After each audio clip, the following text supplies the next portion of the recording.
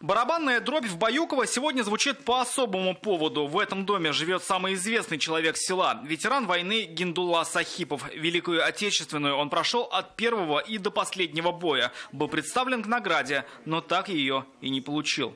Приказ от 27 июня 1945 года. Сегодня награда все же нашла своего героя. И пусть прошло уже 75 лет, и ветеран давно уже не молодой красноармеец, но орден Красной Звезды засиял на его пиджаке. Его наградили по-военному торжественно. Команду дали по видеосвязи. Я рад, что пока он живой, он получает свою награду, заслуженную, которую он заслужил во время Великой Отечественной войны. В 1945 году на Эльбе Гиндулла Сахипов смог в одиночку с минометом удержать атакующие танки и бронетранспортеры противника. Но в наградных документах красноармейца записали как Гандулла. Эта неточность в одной букве сыграла роковую роль. Орден он получил только в свое столетие и никогда никому не рассказывал о подвиге на Эльбе.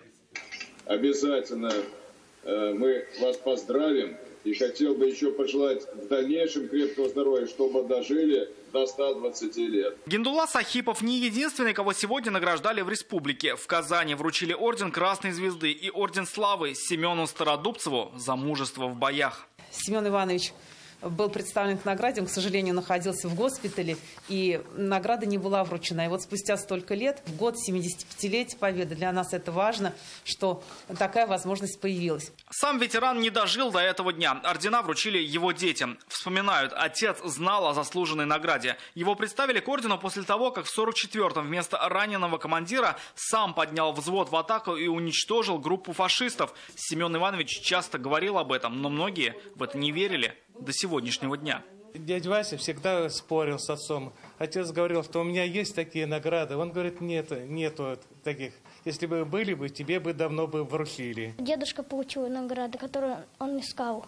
Я считаю его очень большим героем. С получением наград Гиндуллу Сахипова и родственников героев сегодня поздравил Рустам Минниханов. Я бесконечно благодарен им за подвиги и искренне рад, что даже спустя многие годы заслуженные награды нашли своих героев.